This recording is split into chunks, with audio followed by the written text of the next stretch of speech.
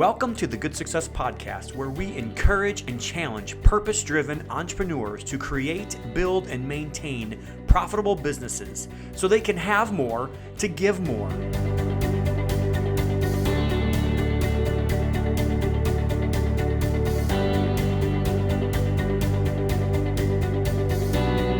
Our motto is to be a conduit, not a bucket.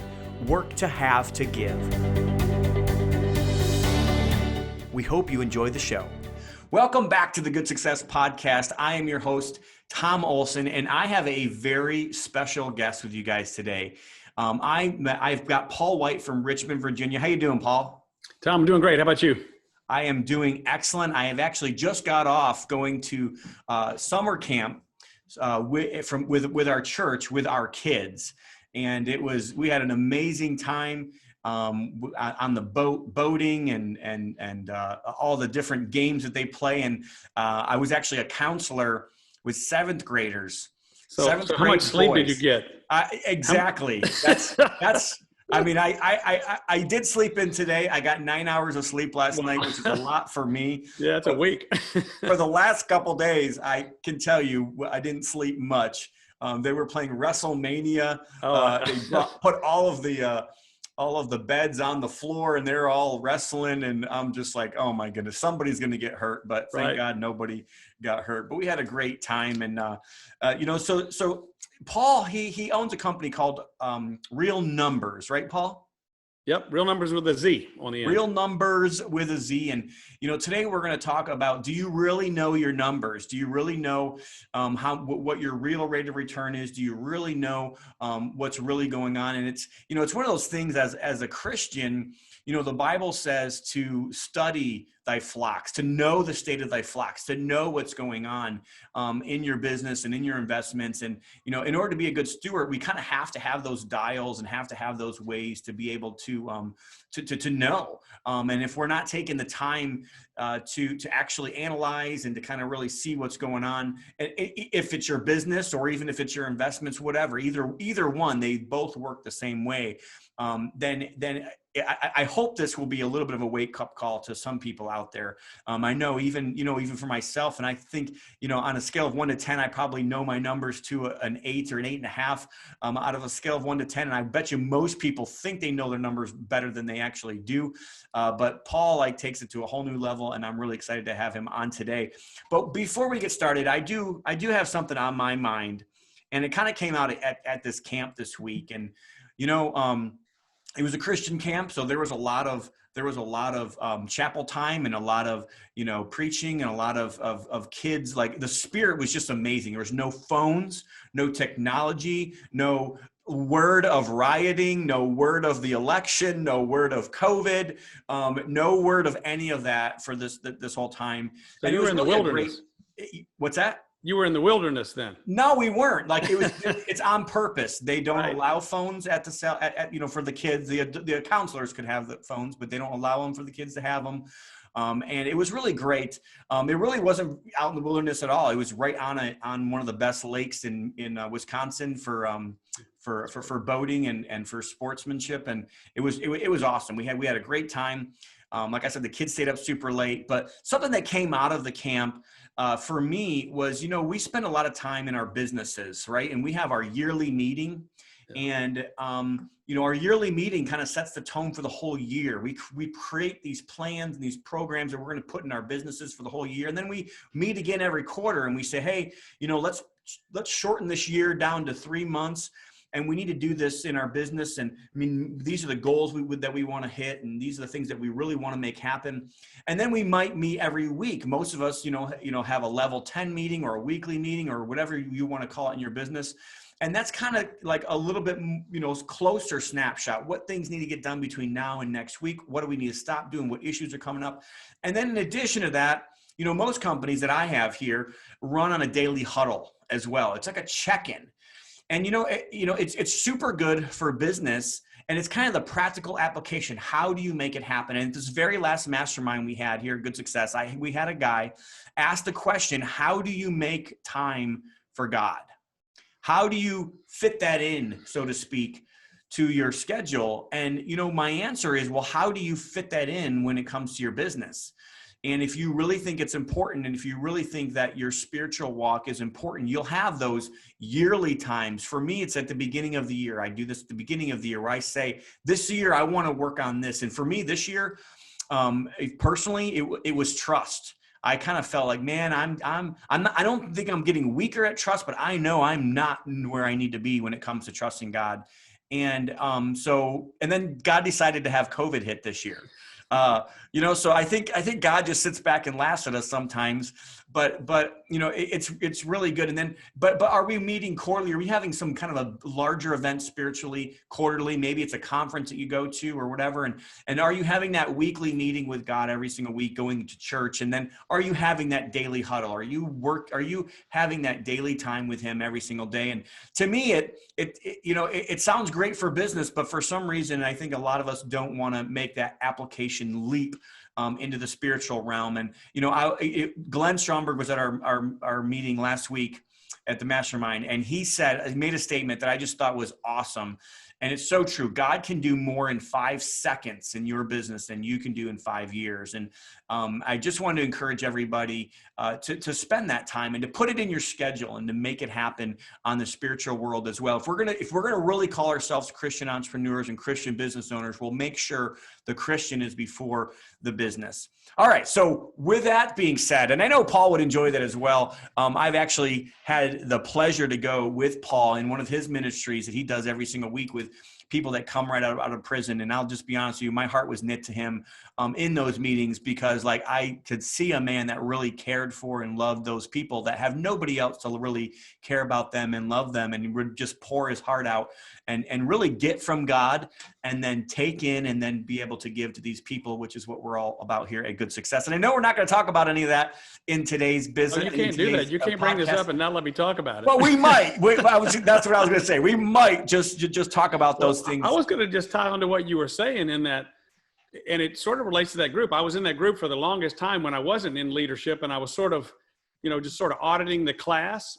And my wife encouraged me to go to one of our men's retreats, and I was like, nah, I'm good. I like things like they are, right? And so she encouraged me. So I went Saturday, and the speaker actually played football for Bear Bryant. So he was one of these no nonsense guys, and he and I'd known him from a previous event where he'd done our church officers retreat, and he had a son about my age, so I felt a little kinship to him. But he's just kind of a no nonsense guy. And at this particular meeting, he talked about the Sombrero Galaxy, and he said, the Sombrero Galaxy is 1 billion stars, and it's 1 billion light years away. Don't tell me there's no God. Mm-hmm. I mean, that's the way he's a man's man kind of guy. And so I went up to him, and I was sort of talking about, my son was living up in DC where he was. I was trying to hook him up with a Bible study and things like that. And then I sent him a little email to follow up. He said, just have him call me. So I sent him an email, and I'm sort of whining a lot as I'm typing it. I mean, this guy meets with, CEOs of these billion-dollar companies who are worth hundreds of millions of dollars, and from all kinds of people, all walks of life. And I'm typing this note, and as I'm typing, I go, I wonder how much junk he has to read like this all the time. And I'm telling him, I'm just having trouble working, God into my business and all this other stuff and blah, blah, blah. And I'm just thinking it's just dripping with hypocrisy, and I'm putting Christian words in it and everything. And he sent me an email back the next day, and it changed my life. He said, have your son call me. And then he said, you're telling me that you don't have time for the God of the universe? He said, you are just a speck. Hello, Sombrero Galaxy. He says, get on your face and repent. And those words just slapped me across my face. And it just, in an instant, I said, okay, well, if you're going to get up and go to the gym and you're going to do all those things, you're going to move that clock back, and you're going to show the discipline that God's calling you to. And so I've been getting up at 4:30 for years now.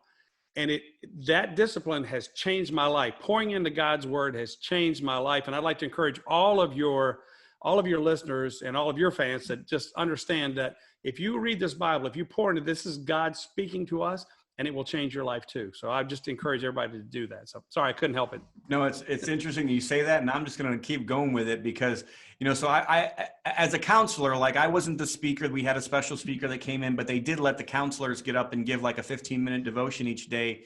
And that kind of goes right in with what I try to tell the kids. Like, the very first verse in the beginning of the Bible, the very first thing that God said was, in the beginning, God created the heaven and the earth. And that's the one principle the devil would love to get rid of. Yes. He would love to get rid of the fact that he's really the creator. Yep. And when you're a creator of something, you have certain rights.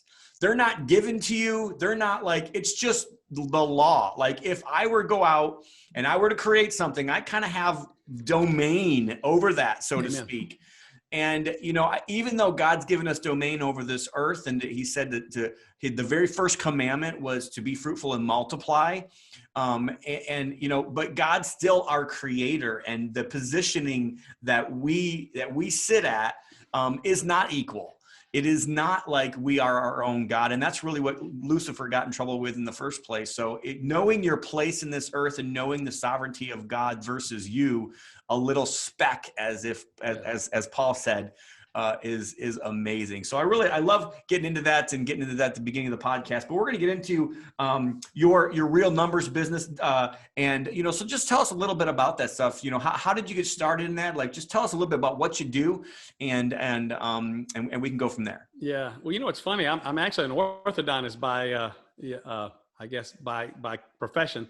And for the longest time, I was sort of raised on that Dave Ramsey sort of philosophy, which is great. Don't get me wrong. Dave Ramsey has some great principles if you want to stay out of debt or get out of debt. But when I finally understood the difference between income and wealth, that's when the things that Dave Ramsey teaches are no longer valuable. You know, Warren Buffett famously said, you know, if you don't make money while you sleep, you'll work till you die. And I've been on a treadmill for all these years, and I love what I do, but I work all the time, or did. And so that's when the light bulb sort of went off. And so I called my broker, and by this time I had all these people manage my money, and they're making money and I'm not, you know, all these years. And so finally a friend of mine's dad had encouraged me, look, just buy blue chip stocks that pay a dividend. So that's what I did. And I was making decent money, but for the last 10 years, you know, you're pretty much not paying attention if you can't make money in the stock market, but it's coming, right? And that's when it gets tough. So anyway, I called this broker who was broker in name only. I said, so just curious, how much income is this, are my investments producing? And I pretty much had everything tied up in the stock market. And he gave me the number, and I looked at him, well, great, this is good for a month. Now what am I going to do for the other 11 months of the year, right?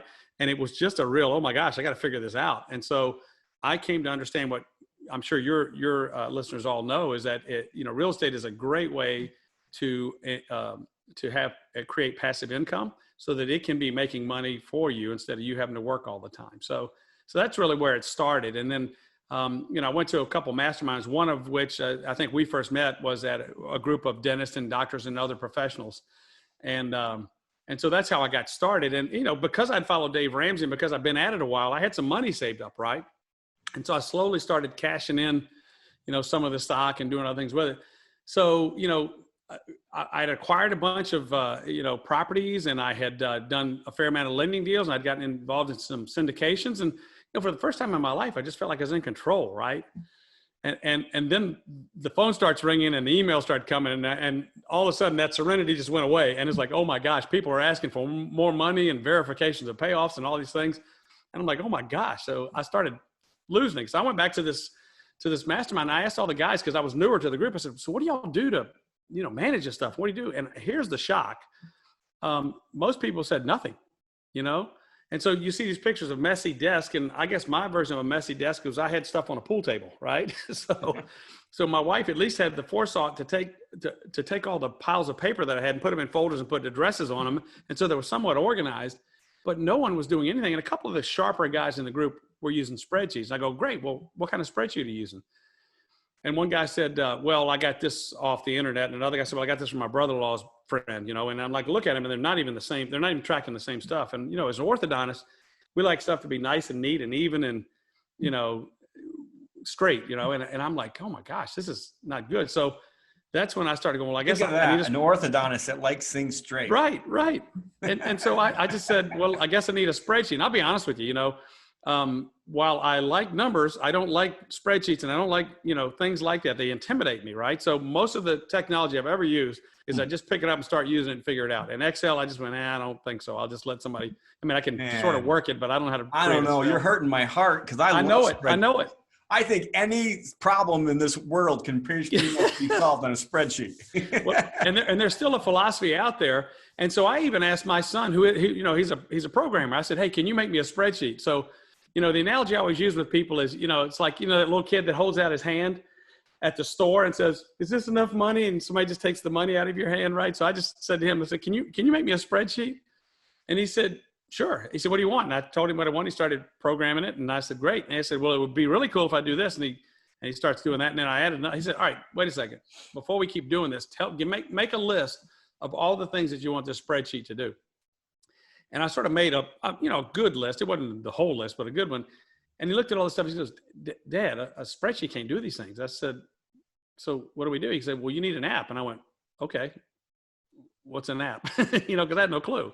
And that's how we got started developing this. And so, you know, what I learned was, you know, spreadsheets are great technology, but it's technology from the 90s, right? And you have to have, if you want to use it effectively, you've got to be a programmer or love Excel, and you know, have to be able to dive deep. And if you want it to be relational, then you have to build spreadsheets on top of spreadsheets. And then if you want to change a cell or change something, you got to go all the way back down to the very first one and change all the cells coming back up. And it's so cumbersome that most people won't go to that trouble. So they say, not worth it. So there's a certain laziness, no offense to Excel spreadsheet users, but if there's a better technology that saves you time, we forget that time is money.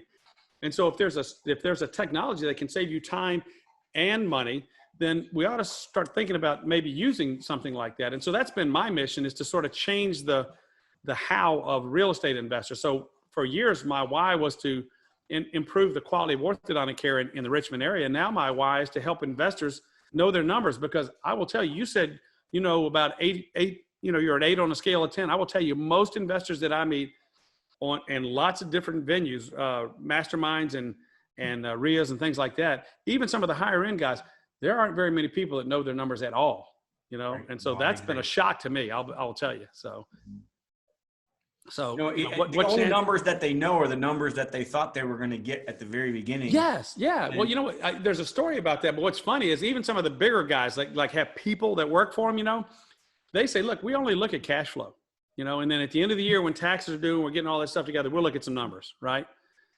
And I said, well, that makes sense, except cash flow, especially if you have a lot of assets, cash flow can hide an underperforming asset. And let's say it's underperforming for 6 months. And at the end of the year, you do your analysis and you go, oh, this one's a dog. I got to get rid of it or do something to it. But it takes another 3 months to get rid of it or bring it back around. So a good portion of that year has been spent with an asset dragging down the rest of the returns on your performance, on your portfolio. So, you know, that to me is a huge deal. What's interesting is one of the guys in my group in this mastermind he was ahead of me and he had done really well. And he had a fair amount of money. He's older than me. So, and I said, you know, I had no idea. When you have money and you don't have any clue where to put it, right? And so I'm trying to find out where to put it. So I'm asking the more experienced guys, all right, where are you putting your money? What are you doing? And they sort of gave me an outlay of what they're doing with it. And I said, so how's it doing? And he said, what do you mean? I said, well, what kind of returns are you getting? He said, well, I think about 15%. I said, well, how do you know? And he said, well, that's what they told me. And, you know, here's the problem with dentists and doctors. You know, we will spend any type of money or do whatever it takes to make it right for a patient, right? We want them to be happy and we want a good outcome. So we don't worry about whether we're making money or not, or most of us don't. It's a fault that we have. So we just assume when we go into real estate that we're going to get treated the same way. And I've learned that that's not the case. And so anyway, so I'm asking him, you know, how's it doing? He said, well, I don't really know. And I really wanted to know, not only for his benefit, but I want to know if it made sense for me to put my money in the same place that he had. So he and his son spent about 60 hours and they loaded spreadsheets up with all the transactions of all the investments that he had. And at the end of the day, you know, I'm no telling how many weeks 60 hours took, probably several months. And I said, I found out my return. I go, what'd you get? He said, 3.7%. And I went, and you know, that meant for him, the difference between 15% and 3.7% meant for him a difference of $330,000 annually, a year, for that kind of thing. And so if you don't know your numbers, and here all along, he thought he was making big bucks and he had money coming in. There was the cash flow you were talking about. But in the end, he was losing more than he was making. And it was a shock to both of us. And it actually changed the types of transactions and the type of assets that he holds now. So it's really important for us to know our numbers. Even if you're just starting out, I think it's equally as important to know that. So that was a shocker. Yeah, and for real estate, it is a little bit different than a business. It's not as simple as a income in, expenses out. So, and I personally have had at least 10 or 15 deals where like they're probably negative cash flow. If I looked at each individual year and I said at the end of the year, I probably lost money on these 4 assets.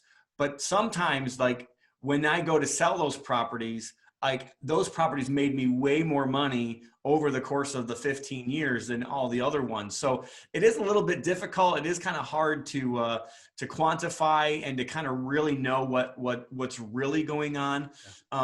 So having like an app and having like other, things pulling in that might even tell you, there is data points out there that will tell you which, what areas or what cities have gone up in value over certain periods of time.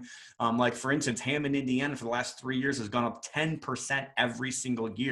Like that's really hard to kind of quantify because you don't see that. You don't really know, what a property's worth. So in real estate, there's many different factors, and having as much information available to you to kind of really be able to dial in on it. And like you said, like there might be an issue at a property that just needs to get fixed. And if you just fix it, if you really dig a little deeper, it's not just the numbers. It's like you dig a little deeper to that issue, but you never would have known the issue was there if you didn't dig into those numbers. So, well, and it also speaks to what you're talking about is you really have to have a plan when you buy this asset. What's the point of this plan? Is this cash flow or is this going to be an equity play or what are you doing with it? Because if it's cash flow and it's going negative and you just happen to make money in equity, that's sort of a haphazard plan. So you really want to know what markets you're buying in and why. So some people will buy stable markets for cash flow and some people will go to the coast and take it, roll the dice and hope they're making big bucks.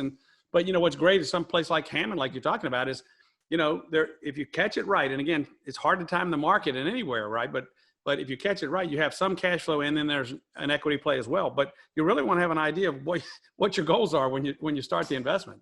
Absolutely. Totally. But knowing your numbers, kind of going back to knowing your numbers, like it really helps you know what issues need to be solved. You might have a 3 or 4 or 6 month bad, period of time, but like that doesn't necessarily mean that's a bad asset, but you might just need to fix a problem. And as soon as you fix that problem in that asset, okay, well now this thing is gonna perform. So, but if you're not looking at your numbers, you're not going to know that. You're just going to be these people that kind of have their head in the sand and just think that everything's going good. Like the guy you talked about that thought he was making 15% and really was only making about 4%. And, so, and it's kind of interesting, like the people that have been doing this longer enough and the people that have been doing real estate long enough, will tell you like the real average return is 6-7%. Like that's what it is. Like that's really, what you can expect. And, if, for the companies that we run, I'm always trying to like push down expectations because, just because a performer says this is what the best somebody can come up with. A performer is only the best something that somebody can come up with what's going to happen in the future. And sometimes a little bit of hope and some magic dust too on some of those performers, right? Yeah, potentially. I could definitely, see that and say that. And sometimes things aren't in there. That's why, some, for us, like we didn't used to have like maintenance and vacancy in ours, but we felt like it was important to have in there because like it's real. It's something that's going to actually happen.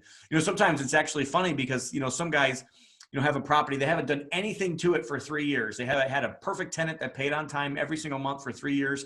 They never had to do a repair. And then all of a sudden they're like, a repair has to happen. And we're like, well, you've just, you have actually made like this 15% for the last 3 years. We didn't promise 15%. The performance says, 10%.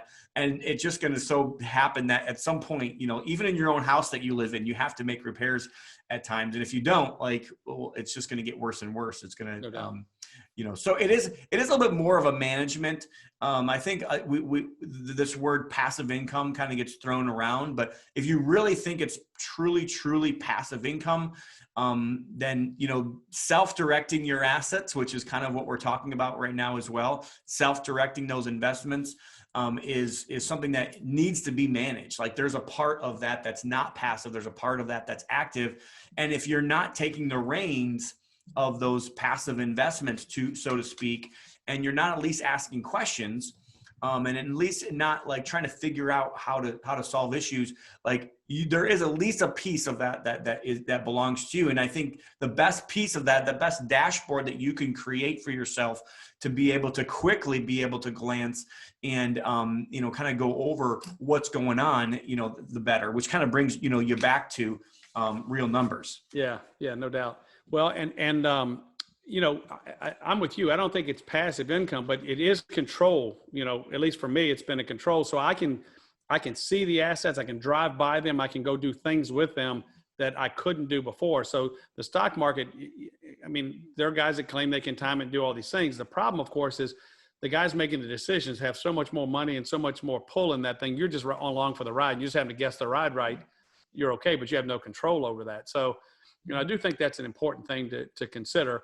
But one of the things that I was taught early on is, once you sort of figure out what type of investments you want to do, and I'm a little ADD because I've got a little bit of everything because I do like a little diversification even within real estate. But, is one of the things I was told is you have to manage the managers, so like Olson Properties does such a great job. But, what's really cool is to understand the idea for us is when we created this app was to be able to manage everything efficiently with as little time as possible and make it return as much as it can.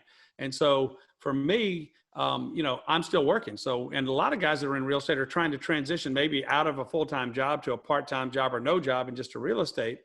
And I think that what I see is, and you sort of mentioned it a minute ago, is so many people treat their investments, these real estate investments, which represent so much hard-earned money, because the money you're buying with a lot of times, if it's not in a self-directed IRA, is cash that you've already paid taxes on, you've already done it, it's after expenses. It represents a lot of your income just to have the $40,000 or $50,000 that you're using to buy something with, or $100,000. And so, and we treat this like a hobby and not like a business, right? And I see too many people doing it. And, guys that I first hung out with, they have more money than sense. And I don't mean that as a cut, but it's just, we don't have the experience that a lot of guys do. So there's some trust involved in doing that. But really, like Reagan famously said, trust but verify, right? And so we've created a tool that allows you to sort of manage the property managers or manage the asset managers that you have, and then to be able to verify the information that they're sending you to make sure that it makes sense to what you're doing, that it's accurate, number one. Because I found that a lot of times, especially with private lending, that the numbers I get to verify are not accurate, And so we've given people a way to, in an instant, know what the accurate number is. And it really has called to light maybe some of the little fudge factors that some of the guys and they're nice guys, but I think it's just built in that way. And I've called them out enough that they're changing the spreadsheets that they're using, because I'm not using a spreadsheet, right? And so it's a pretty amazing thing to do. So I think you have to have these tools to be able to manage things. And again, to make it as passive as possible, you want a tool or tools that use the least amount of your time and that are the most effective. And that's really what we've tried to develop for people. So what's really the risk if somebody doesn't have one of these tools? That's a great question. So when I first started, the two main things I did was bought properties. I wasn't flipping properties, but I was doing active turnkeys, and I was doing a lot of private lending, right? And both are great ways to make money, but it's interesting. Two things happen. One, let's take, for instance, the active turnkey. So we got a property, bought it on the courthouse steps. We had a rehab budget. I start sending money, and then they said, now, mind you, I'm seeing 70 or 80 patients in a day, right? So I'm busy. I don't have a lot of time to be checking emails and getting on the phone. And so they had a request for more funds. And so I just wired them on and keep on going. Because again, I'm a trusty guy. I have no idea what I don't know sometimes, right? And this property, and these are great. This is a great property management company, a great, he's a member of CG. He's got his act together. And they send you this closeout binder. I've got a tenant in place. The rehab's done. Money's coming in. And we had just finished developing this app. So out of curiosity, I went back and put all the numbers in. And I went, hey, wait a minute. The rehab budget, I spent $8,000 more than what the rehab budget was. I'm like, what in the world? And I called the guy and I said, hey, what's the deal? There's $8,000 difference. He says, oh, we put new windows in the house. And I went, really?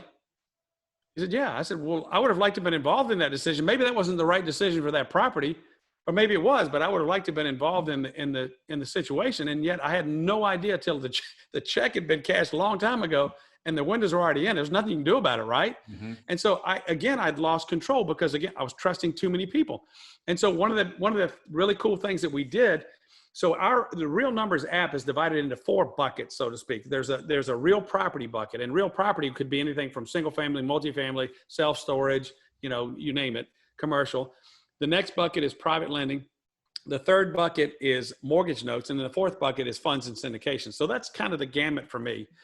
And so one of the things that we built in because of this experience, when you open up your real property, you have a property card, which has a picture of the asset, descriptions of the assets, who's related to the asset. And then there's some information on the other side. Well, one of the things we included was a rehab tracker, right? And so the Rehab Tracker allows you to set as many projects or rehabs as you want to. So if you're flipping a house, you can use it, or if somebody's flipping a house for you. But you put what the budget is, and then you put a deposit in there, which goes against your ledger, right? But then you take draws against that deposit that you made, but that doesn't hit your ledger. So it keeps all the financing straight.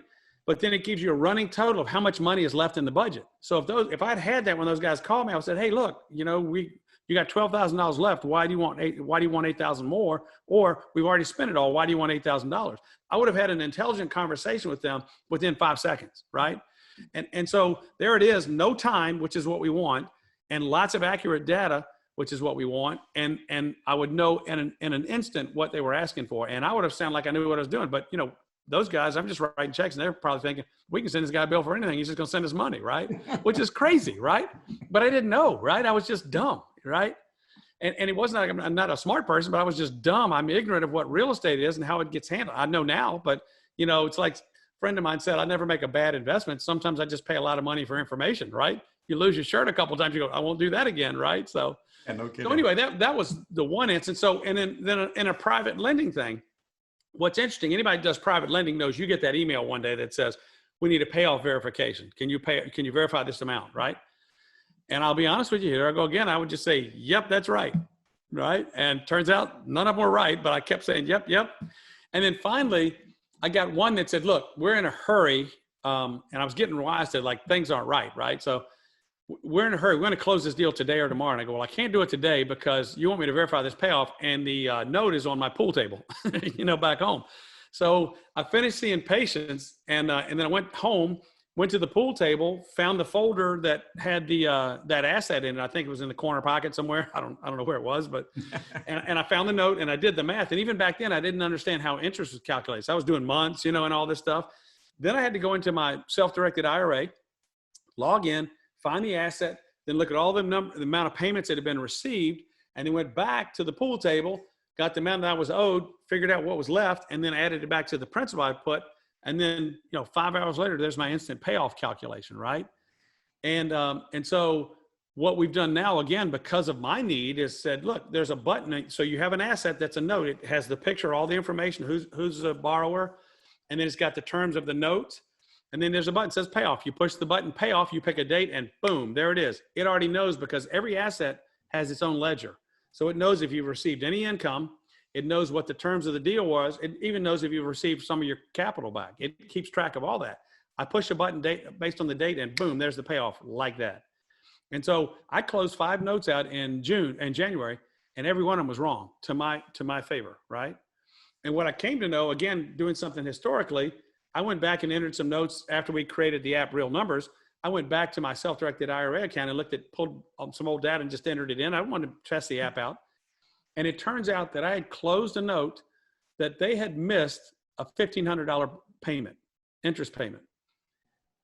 And I went, what the heck? And I called them and I said, the IRA company, I said, so aren't you guys keeping track of all the payments and call them when there's a late payment? And can you give me a return on my investments? And there was this silence on the phone. They said, we don't do that, right?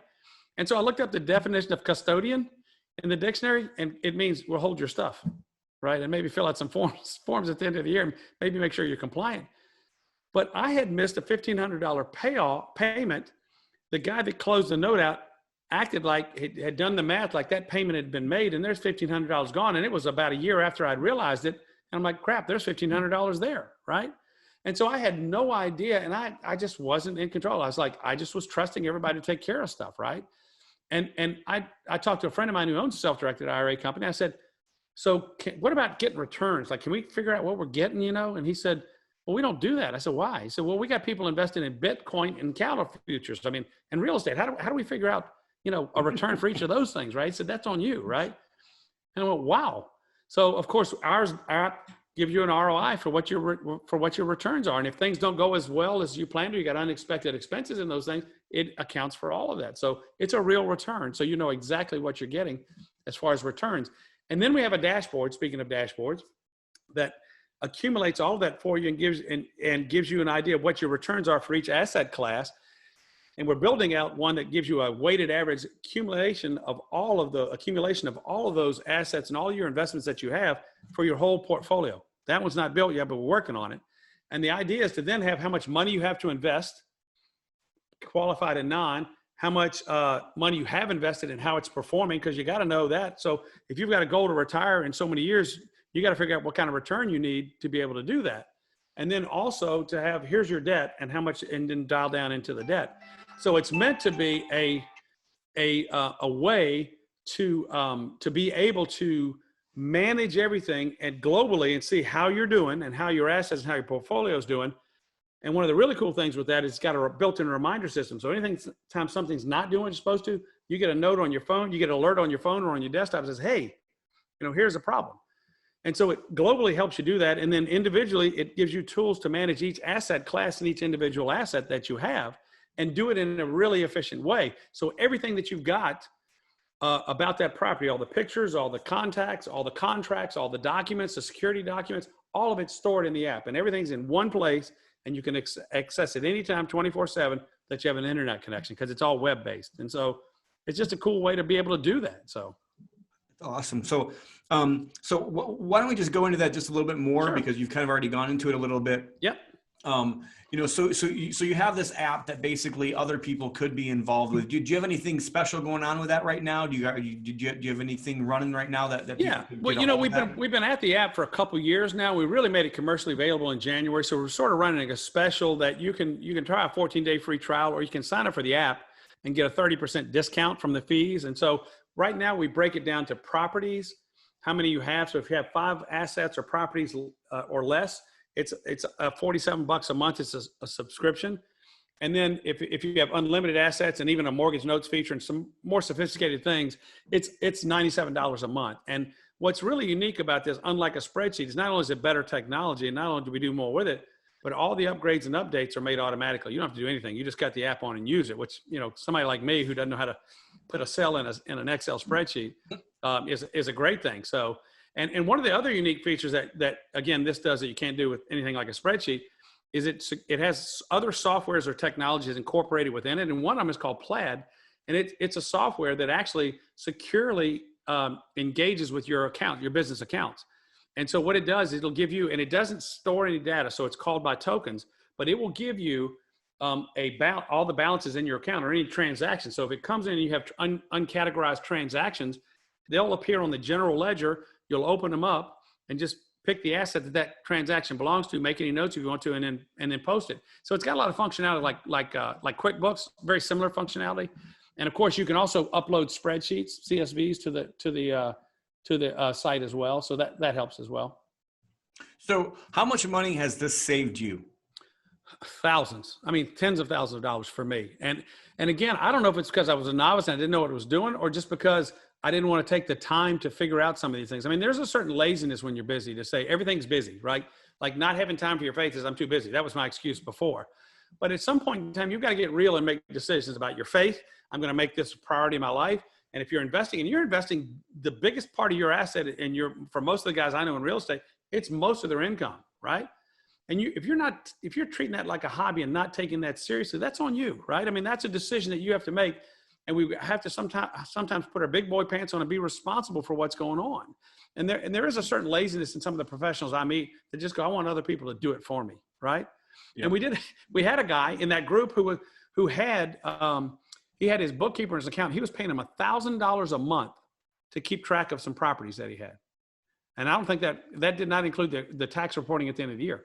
So, I mean, think about that. Think about how much money he was spending, and he couldn't do half the stuff that our app does. And I'm thinking, dude, we're going to save you a ton of money. You're going to love us. And so, of course, we have saved him a ton of money to do that. So, so that's really what we're trying to do is, again, make it easy, make it the least amount of time possible. And, what I'm trying to do is build a lifestyle business now, right? As much as I love orthodontics and helping people, I can't be anywhere I want for any great length of time. I mean, if I go on vacation for 2 weeks, it'll kill me 2 weeks before and 2 or 3 weeks afterwards. And then I'm just dead trying to do that. And then I'm worried about it the whole time I'm gone, right? Because you just can't take a month off or 2 months off. But with real estate, it allows you to have that sort of freedom lifestyle. But again, you've got to be able to manage it. So if I can pick this stuff up on my phone and manage it from there, it's like you're managing your real estate from your pocket, right? I mean, it's a pretty cool thing, right? And there's nothing out there that does what our app does. So it's pretty cool. I mean, there's some things to do bits and pieces, but nothing that's comprehensive like this. So like if you're an investor, I mean, especially this is really for investors, people that are putting money out into, and again, mostly this is real estate related. Yep. Or syndication type related. So if you're an investor of real estate and notes in lending, in syndications, any of those types of assets, and you like want to and again, like he said, it saved him thousands of dollars every single year. And not to mention the time too. I mean, it saved me a ton of time too. If you don't have that reminder system in there, I have got to constantly be searching all of my assets and just checking to see if there's a problem, right? Going in and checking, doing these things. But the app knows what, as soon as, a lot of it's created automatically. So if you create an asset and it's got, let's say a rental, right? It's got an amount of rent that's due and a date at which that's due. If one of those conditions is not met, you're going to get an alert. So for instance, I got an alert last year that said I had late rent. I said, cool. I looked at, well, not cool, but at least I knew. I looked at it and the amount was $50. I go, well, that's weird. I said, the rent of this thing's like $1,550. That's weird. So what was cool, because I was on my phone, I pulled up the app, opened the app, I pulled up the asset and opened up the lease that the tenant had, right?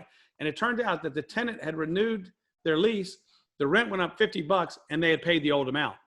So then I called, because I have the contacts on my phone, I called the property manager and said, hey, what's going on here? This guy, and they said, oh, we didn't even know that, right? And so I'm like, so $50 times 12 months is $600 times how many properties you got. And this same group, I've been calling for this. They've done it 4 times for this one guy. And so my conversation with them turned into, because I look like I know what I'm doing. I look like I'm a real estate investor, right? That's got his act together, because I do, right? And I said, look, here's the deal. We can't be making your property management fee until you get this straight. This is what you're supposed to be doing, right? And I'm saying it in a nice way, but I wouldn't have known that. I would have just been the guy that has no idea what's going on and there's money coming in, right? And so it allows me to have a conversation with them that got them real serious about it and they took care of it, right? But they let 4 months of $50 go by. Now the tenant's got another $200 that they got to pay in addition to their rent, right? It's a tough time to do this. Absolutely. Yep. Yeah. Totally agree. And part of this is working with good people. And like you said, the trust factor, but part of this is just everybody makes mistakes and everybody needs to figure out like how to make sure that these problems are solved, and having something like Real Numberz can really help your business. And for me, like I love talking to the girl that does all of our note payoffs, because like there's been so many times where other people will check her work and like every single time they say that she's accurate, and every single time it's like sometimes they were wrong when they came up with it, and then she told them, well, this is how we calculated it, and showed them the numbers. But actually having an app to actually do that instantly for you, something actually we did create in our own Podio to be able to do that for us now, because I'm like, if Paul can do it, we can do it. But even Podio though, you had to have somebody do that, right? Correct. I had to have somebody. And if you want to make any changes, you got to have another engineer come back and do it again, right? So there's a limitation to that too. But it's great. I mean, I know a lot of people use that and a couple others, but there's limitations to that severely, right? But again, if you're the investor, if you're the person that's actually doing work with people, it is absolutely fair to like make sure that everything. And I think you brought up some good points. That yes, the app is great, and I think that if you guys need something or want something, you guys really should go. I think it's realnumbers.com to be able to hook up with Paul and his son to try to use that, and to think about it like $100 a month to save you thousands and thousands of dollars every year. To me, like it's a no-brainer. And not only that, like you said, like even for me, I have to have people that actually have to create all this stuff and put all the numbers. Yeah. And yet there's going to be some of that, obviously, with real numbers. You have to put some, somebody's going to have to put the asset in there to begin with, and somebody's going to have to set it all up every time. You know what's interesting with that? Because we tried to solve that problem, knowing that that's a heavier lift. We went with a VA at first, and then some people said, well, I'm not sure I'm comfortable with people out of town that I don't know. I said, I get that. So we created a sub-account, and it's a sub-account that you control the password and you cut on or off, right? You make it active. And here's what it is. It's data entry only. So they cannot see any of the numbers in your app. They can only see what you put in front of them, right? And so it's a way for you to have somebody that you trust take care of the business, and you just enjoy the app and you don't have to do any of the work. I think eventually, with technology being where we're going, as we finish developing everything out. And again, software is never done. I mean, my mind is always clicking, right? And as a matter of fact, what's really cool for me is to see the software sort of develop out of my mind and into the computer screen, right? And so in software development, they call it wireframing, when you develop all these different intricate steps of what you're going next. And I basically just write stuff down, and I call it wireframing. My son says, Dad, you're just writing crap on a piece of paper. It's because I like to think I'm a programmer, right? Just no, you're not. So, but I think it's really important to understand that you can manage this stuff, and you can do this on your own. I mean, if you don't have something like this and you're doing this on your own, you're asking for trouble, because you're gonna get in trouble, especially if you're doing your own self-directed IRA and you're not keeping track of stuff. So. Absolutely. So what's the best number if somebody from our audience would like to get a hold of you and want to be able to track their assets better, and make sure that they are being good steward of what God's given them? What's the best way to get a hold of you, Paul? That's great. Two ways. One, if you want to go to the app, like you were saying, I mean, go right to the website. It's realnumberswithaz.com.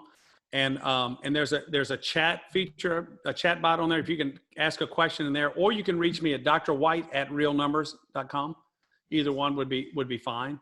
And I love talking about, I mean, my new mission is to help people understand how they can know their numbers and not be freaked out about this, because if there's a better way that can save you time and money, man, you're missing out if you're not using something like that. That's my why now, is to help people know their numbers and get to freedom faster. So it's realnumbers.com with a Z. Yep. Or it's, did you say just to email you? Yeah. Dr. White at realnumbers.com. Or So ask a question. Is it spelled out, doctor, or just DR? No, DR. I'm sorry. You're right. DR. Dr. White, WHITE, @realnumbers.com. That's correct. If you guys are watching this on Facebook, we will have those linked in the comments below. If you're watching this on YouTube, you can go back to the description, and we'll have those in there as well. So again, it's realnumbers.com or Dr. White @realnumbers.com, and get a hold of Paul. Really, like Paul's just a good guy as well. And I don't want to waste a bunch of Paul's time with a bunch of just nonsense phone calls, but he's learned a lot about this, and I have a lot of respect for him. And he's done a really good job with this app. I've seen it myself, and it's a really good app. And trust me, like if you need something, like it's going to save you time and it's going to save you money at the end of the day. So I recommend Paul for his integrity, but also recommend Paul is just a good guy, and he's not going to be the guy